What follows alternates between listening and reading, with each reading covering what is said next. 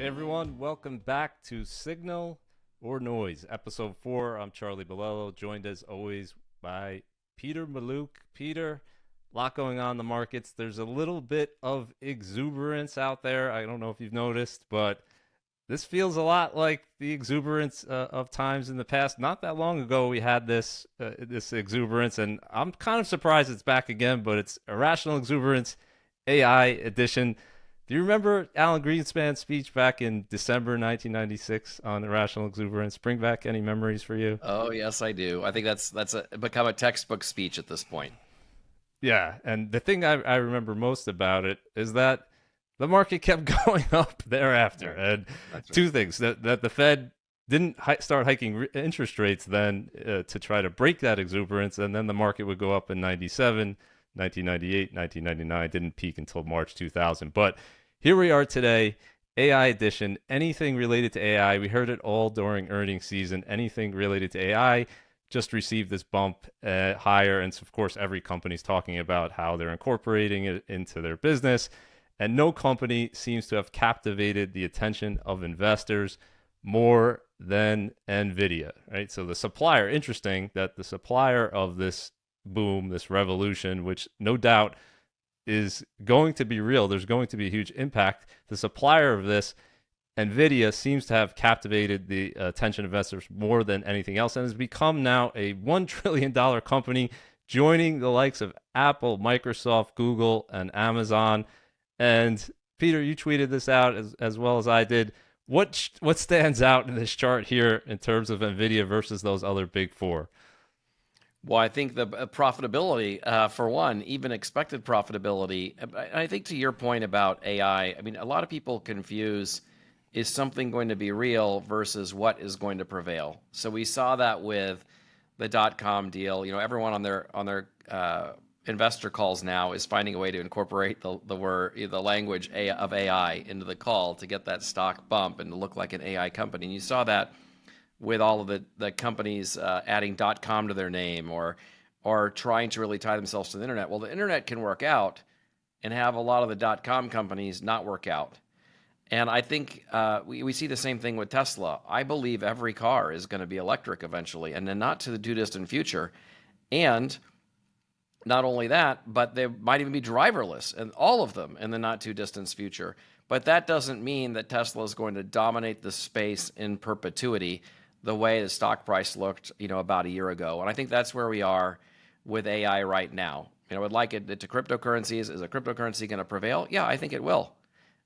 Is the one that every specific person likes the one that's going to still exist? I'm not so sure, right? And so I think we're seeing that here with AI. We're seeing NVIDIA is the clear leader in this space. They've been described as the arms dealer to all sides in this war. AI is going to 90% revolutionize market everything. share, right? Yeah, 90% market share. It's going to revolutionize, AI is going to revolutionize everything, I think, beyond all of our wildest expectations. But capitalism begets competition. They won't have 90% market share a few years down the road. Yeah, so I guess the question for investors, as always, is the price I'm paying too high? And during any boom, during any mania, really the saying goes out there, valuations don't matter anymore, right? It's this concept that this is such a revolutionary technology that there's really no price too high that you can pay for that. Now, throughout market history, investors have had to learn the hard way that price indeed matters. You just don't know when it's going to matter, right? So NVIDIA is trading at 39 times sales right now for a $1 trillion company. We've never seen anything like that.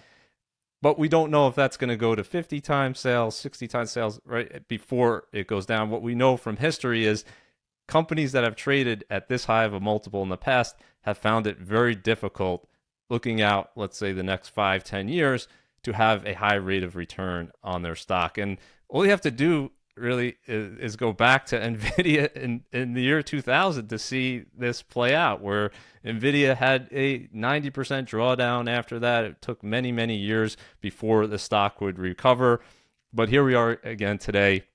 And what I would say is that investors just be careful about taking a look backwards and assuming the future is going to be the same. There's no question. Had you invested in NVIDIA a year ago, 2 years ago, 10 years ago, you're talking about turning 100,000 into 11 million. These kinds of things are eye popping. They really trigger your emotions, right? We're wired to believe that this type of gain in the future is possible.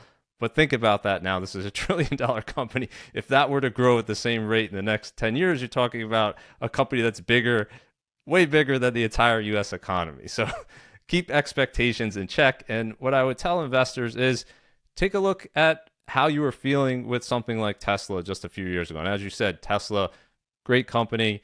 Electric vehicles are here to stay. It's going to continue to grow. We know that. The question a few years ago that I posed when I wrote a piece about Tesla was, are investor expectations assuming that only positive things will happen in the future, that there won't be less competition, that margins will stay elevated, and that Tesla will continue to grow at the rate it's growing, right? And what we've seen over the past 2 years here is kind of a reversion to the mean, and that valuation still elevated, but nowhere near that 30 times sales. So the question for NVIDIA is not will it grow? It's going to have enormous growth rates in the next few years.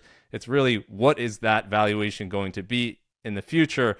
And it's likely to be lower than today. That's just what history has taught us. So when we look at NVIDIA, and I think this is important, Peter, right? When people think about the best performing stocks, they very rarely talk about the hardship that you would have to go through in order to reap those gains. So yes, you could have turned 100,000 into 11 million. That's assuming that you could have withstood just excruciating drawdowns. And very recently, NVIDIA had an over 60% drawdown.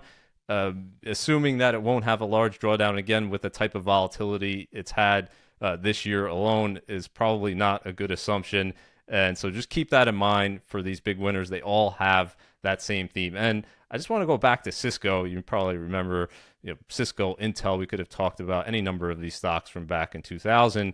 This is really the last time we saw companies, and Cisco was one of the biggest companies. For a brief moment, it was the biggest company back in 2000, trading back then at the exact same price to sales ratio pretty much as NVIDIA today. And if you go back and read the stories about NVIDIA, about Cisco back then and investor expectations, you heard similar things to what you're hearing in terms of NVIDIA today, which is that you can't value this company anymore. The technology is so revolutionary that valuations really have to be thrown out.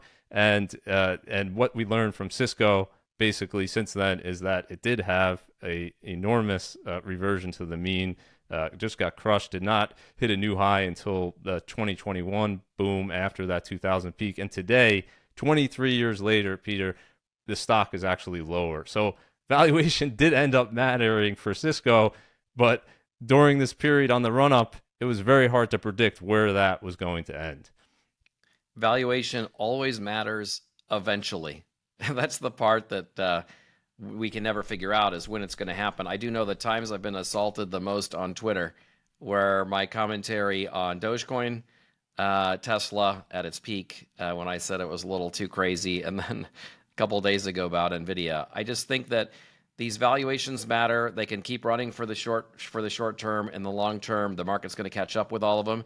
And listen, for a lot of people, the anchor of their portfolio is large cap U.S. stocks. They use the S&P 500 to have that position. And guess what? Big tech is the biggest part of that. So for most of even creative planning clients, for most of them, their biggest positions are Apple and Microsoft and NVIDIA and Tesla and companies like that. So if you look at the run-up that's been happening, it's very largely concentrated in this space. There's plenty of participation without placing a bet that the impossible may continue for the prolonged future. So what you're saying, and I think it makes a lot of sense, is that if any investors dug into that portfolio that they have, and they have that ETF or mutual fund that is a broad market fund, they're participating by the fact that these are the largest holdings in the U.S. in all of those products. The question is, for those investors, do they want to take another additional bet? And we know in the past that would have been a great thing to do in the last 10 years, no question. The question is, going forward, does it make sense at these types of valuations? I think it's becoming more difficult to make that case. But here's a question I'm going to put out to you. I put it out to my Twitter audience. I'm going to ask you the same thing. next 10 years, Peter, what's going to have a higher return, Nvidia or the S&P 500? Oh, I'm taking the S&P 500 all day long. Better valuations, better expectations. There's always another up and comer, and the S&P 500 will almost certainly have that position. And most stocks underperform the S&P 500. What lifts the S&P 500 above the average stock is that it always catches the next high flyer. Bogle said, quit looking for the needle in the haystack, buy the haystack. And that's basically what this bet is do you want to go look, do you want to assume NVIDIA is the needle in the haystack going forward, or do you want to own the haystack and it could be some other company and you participate? So it's a high probability bet. It's similar to the Warren Buffett bet, right? Where if I assume if I asked you this question with any individual company, you'd probably say the S&P 500 because That's the right. odds The are going to be in valuation your just favor. makes it easier. But yeah, it doesn't matter what company. Right. Okay. So last thing on this technology boom, I have to just throw this chart out here because it's surprised me. We had that huge run up in 2020, 2021 in terms of tech outperforming everything. And then we had that huge downturn last year. But this year, with that AI mania, exuberance, whatever you want to call it, we're at new highs in terms of relative strength. You have to go back all the way to 2000 to find the relative strength of the tech sector. So just looking at the performance of tech sector versus the S&P 500, you got to go all the way back to 2000 to see it this high. Does this concern you at all? And what should investors take away from looking at a chart like this? It actually doesn't concern me. I think that technology as a sector has started to take over a big part of the economy. So it makes sense that it is taking a little bit away from all of the other sectors of the economy that make up the S&P 500. So to me, it's a natural state. I think the different question would be the concentration of so much of that in just 6 or 7 companies. I think that's what's really, really unique, and how Congress is eventually going to deal with that is going to be interesting. But to me, the fact that technology is taking over as a larger percentage of S&P 500 makes perfect sense given where the economy is going, and where it has been for the last 10 years and where it's going. This is a fundamental rationale. Yeah, and what I would note here is if you went back to 2000 and looked at the S&P 500 and you broke down the tech sector weighting and you looked at the tech sector's contribution to the S&P 500 in terms of revenues or profits back then, it was a massive spread between the two. So the expectations were way ahead of the actual fundamentals. Today, they're ahead of it, but not nearly as much. If you look at the most profitable companies, they are those tech companies. If you look at the S&P 500 as a percentage, break it down by sector, tech is the highest revenue sector, highest net income sector by a wide margin. So our expectations are very high, and maybe if those margins were to come down, we'd see some compression for sure, but not exactly the same situation as back in 2000. So I just come back to the point that we made the last video, that this cycle can go in both directions, and it doesn't have to crash like it did back in 2000, but there could certainly be a period of a decade or longer where tech is no longer the leader. That's why you want to own things other than just tech, because we just don't know the future. So let's move on, talk about big winners. So similar theme to NVIDIA, and this is a question I get asked a lot. Well, how do I own the next big winner? I often put out this chart showing the top 30 stocks in the S&P 500 over the last 30 years. Most people wouldn't have guessed number one on the list. Peter, maybe you would have. Monster Beverage. 100% no. Every time I look at the list, I do a double take. It's hilarious to me that Monster Beverage, a company nobody talks about, is not number one perpetually on this list. Is hilarious. Yeah, and of course the big reason for that is Monster Beverage is very small back back then, and so its growth rate was much higher. Obviously, Amazon, you wouldn't have done too badly owning Amazon as well. Yeah. I think the other interesting thing about this list, Peter, is people assume that it's going to be all technology companies. Obviously, Monster Beverage clearly showing that it's not. But if you look at companies like Pool Corp or companies like O'Reilly Automotive or Ross Stores or any Tractor Supply, there's a number of different ways, Starbucks obviously on here, that investors have made money in the long run. It isn't just driven by technology. Does that surprise you at all? The American economy pretty diverse, and you just have this contribution from these surprising areas. I think your point is exactly right. And why I like owning a broad-based index is so many of the future companies, that the companies that have so much growth in the rearview mirror are companies that started out a lot smaller, and they're not in sexy industries. So you put that combination of a company that's got a high growth rate, maybe they've built some kind of moat that protects them against competitors, and they're starting out on the smaller side of the S&P 500. That's why the lists you put out are always littered with these companies. And the anomaly is not those companies. The anomaly is big tech. Historically, you don't see huge companies, double up in 5 years like we've seen recently, which has really skewed the proportion that they make of the S&P 500. No question. And when people ask that question, how do I own the next big winner? They're always leaning towards building some type of concentrated portfolio because they say, well, I have this diversified portfolio. It's done very well for me, but if only I have had my portfolio concentrated in a few of these companies, of course, I'd be much better off. How do I own them? And there was an interesting study that came out here looking at the shareholder wealth creation over time. So going back, I think they went back to 1928 and looked at the entire equity universe and said, well, what are their percentage of contribution to overall shareholder wealth? And the surprising thing that they found was that a small number of companies contributed a vast majority of that shareholder wealth creation. Apple, of course, being the biggest, Microsoft number two. You have Exxon on there, Google, Amazon. Probably not surprising the names on this list, but what was surprising, I think, is the concentration in terms of that shareholder wealth, where you saw just 3 firms responsible for 10%, 11 firms 20%, 72 half of the shareholder wealth. And so the natural assumption, I think, for people is, well, why don't I just own those few? They're creating all of the wealth. The problem is we don't know which of those are going to be the leaders. So when someone asks me that question, how do I own the biggest winners? The answer is you simply, as you said, what Bogle said, you own the haystack. And if you own a broad market index fund, a total market a ETF or mutual fund, you're owning all of these companies at some point or another, right? When they're public, they're eventually going to come into this index. And I don't know if there's any other way to guarantee it. That's the best way that I know of without taking that additional concentration risk. Completely agree. And all of this reinforces the idea that if you want the next big winner, you buy the indexes, and you're going to get the next big winner. And it's impossible to go pre-select those few that might pull it out consistently.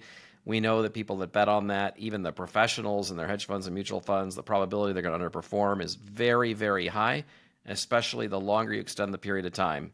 3, 5 years, 10 years, it becomes harder and harder and harder to do it.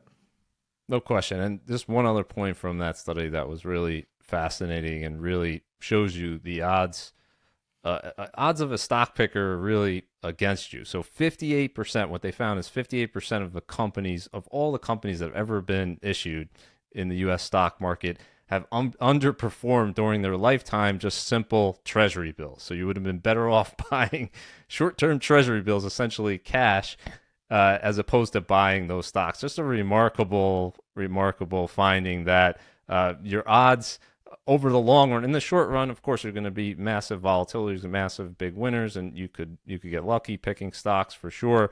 But in the long run, the odds seem to be against you because most companies aren't around 30 years from now that are around today, and the few winners that are around will do well. But the only way that you're going to ensure owning those is to own everything. So I just thought that was a very important point for people to understand, that the odds when you diversify, you increase your odds of having a positive outcome. When you concentrate, yes, the potential upside is no question greater, but the odds are against you from succeeding because simple math shows that most stocks simply are not at the next Apple or the next Amazon or the next Nvidia. And this is hard for people to understand because they have embedded in their minds more risk, more reward. And this is an example in investing where it's just not true. If you own the index, you're actually taking less risk and you have a higher probability of more reward. And I think it's just counterintuitive to people. It's tough for them to really get their arms around that.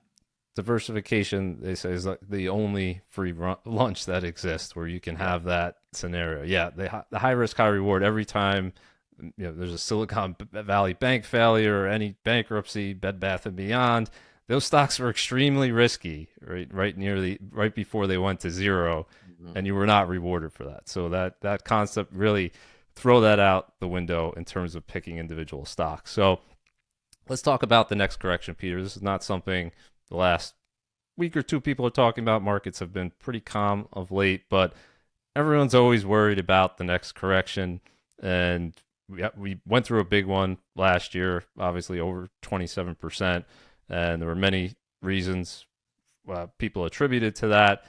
And there's various ways that people try to avoid corrections, right? They jump in or jump out themselves. They can maybe, they might buy treasury bonds. They might buy the volatility products, but many different ways they're trying to avoid that downside. And that feeling is not, we all have that. We would love to avoid the downside. No one wants to go through these painful declines. And what a lot of people have gravitated to is products that do it for you. So things like tactical funds where they're jumping in and out and for you. And really, they make the case, if you read the literature in these products, that they can participate in the upside but avoid the downside. And that's very compelling. It's a good selling point. And the only problem is, if we look back and see how these funds have done, not very good. So this study came out from Morningstar here. They started with 30-something funds in this tactical allocation area. This was 10 years ago. And what they found was not a single one of these funds 10 years later had a higher return or Sharpe ratio than a simple 60-40 portfolio, a balanced fund. You've been much better off just buying a simple balanced fund that did not try to time the markets. I know this isn't surprising to you, but it may be surprising that not a single one got lucky and outperformed. I write a lot in my books and social media about this, and the reason that these tactical funds, this stock picking, flipping in and out of the market approach is always going to exist is because people believe that someone can outperform in this space because it's true in every other space, right? Like if you work harder at a sport, you get better at it than other people. And if you work harder as an architect, you get better at it. But you can know everything in the world. And if you're a market timer, the probability you're going to outperform is very, very close to zero over a very long period of time. So there's a lot of people that want to buy the idea because they're in professions where the more you work, the more likely you can figure out something no one else can. Hmm. I think the second component is it's the easiest investment approach to sell, right? Like no one wants to hear an advisor that says, hey, look, I can't predict the next downturn. I don't know if the market's down 5%, if it'll go down 10. I think we should stick with it. Here's your allocation, and here are the investments you should have to cover the short term, long term. I mean, that's boring, right? Now, sophisticated people get it. It's one of those interesting things. Like the more you know, the more likely you are to buy into that, and be wary of people selling tactical. But the reality is most people don't understand all of this, and so they are more likely to buy someone selling that, which is why it exists now far more than a more disciplined approach, and it will continue to exist forevermore. Yeah, absolutely. The what comes to mind, I wrote a piece once about when you mentioned the lack of relationship between hard work in the investing field and better outcomes. I wrote a piece once talking about the so-called 10,000 hours rule, right, which applies to Malcolm Gladwell popularized it in his book Outliers. And it's a simple concept. You spend 10,000 hours on something, you're going to become an expert, whether it's music or sports or chess. Right? He gave a number of examples, the Beatles being one of them.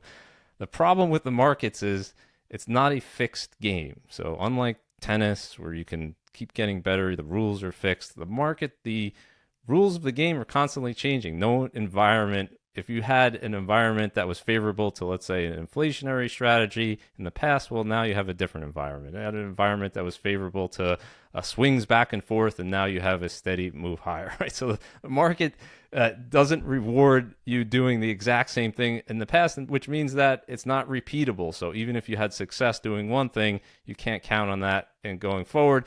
And actually, what we found is and this is crazy for people, as you said, in professions where hard work has gotten to them, sort of doctors, lawyers, right? They've worked hard, they study, the harder they work, the more they learn, the better they are at their profession.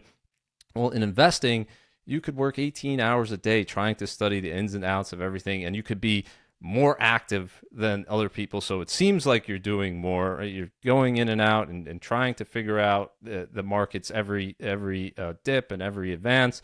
But that actually hurts you more than it helps you. So the bias towards action, towards doing something, which we all want to do. So don't, when you see the market going down, well, what are you doing about it? Well, it's doing nothing doesn't sound very good. So doing something we try to do, that's actually counteractive. And I think this was really surprised me a little bit that, but maybe not, maybe it shouldn't have, that had those tactical allocation funds simply held their beginning portfolio 10 years ago and did nothing else. So just had the holdings in that original portfolio, they would have beaten their actual moving in and out. So very counterintuitive for people, but I think an instructive lesson. The markets are not like other areas in life where the harder you work at something, you're going to necessarily be rewarded for that. So just getting the few simple things right, diversification, rebalancing, things like that, could be far more important than trying to figure out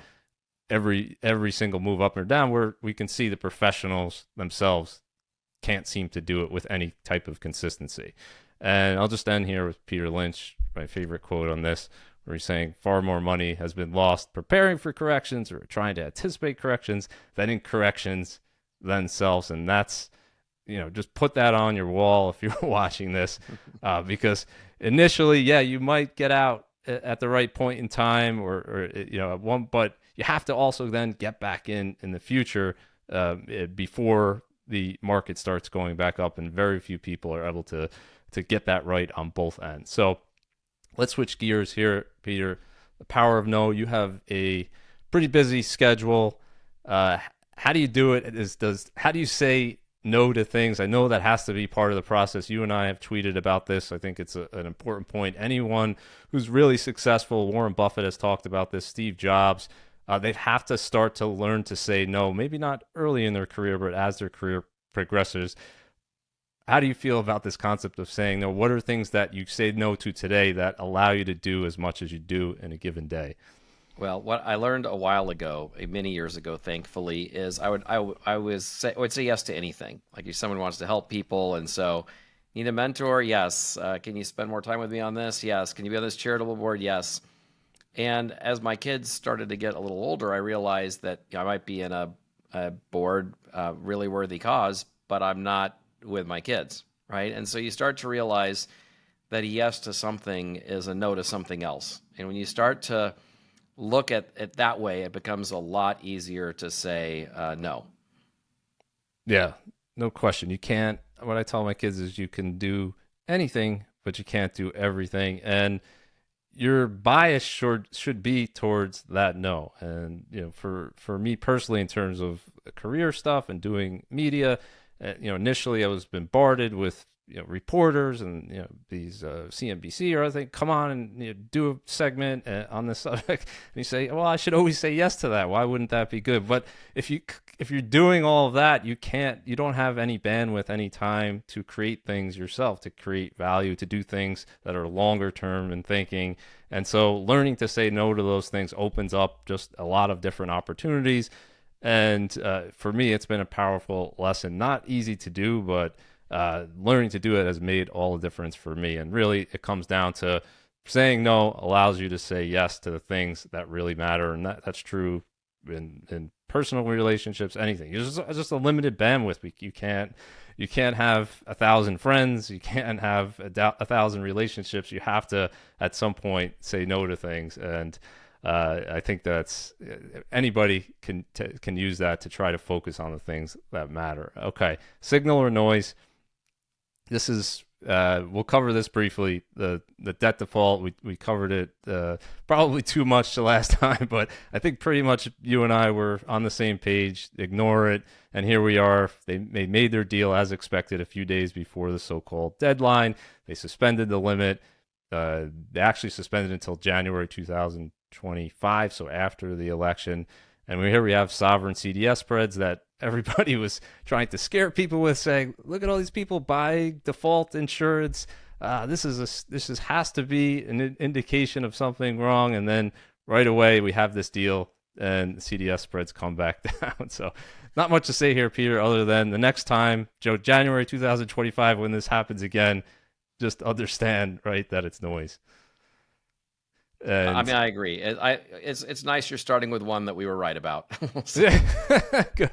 Well, we'll pat ourselves on the back. And this is just illustrating the last few months, right, has all been about the debt ceiling and S&P just rallying in the face of that, right? Looking ahead, obviously, they knew there was going to be a resolution. And as you said, there was a little bump up from the stock market. But now going forward, who knows, right? The market will react to other things. But now we have 23% rally off of the October lows last year, and the debt ceiling really inconsequential for the market. So Alan Greenspan, just briefly, I love this quote. And if anyone ever asked me, well, why can't the U.S. default? Well, Alan Greenspan put it best. We have the power of the printing press. So if we ever were in the situation where we're going to default, no, we'll just print more money and pay it back. That has a lot of problems, obviously.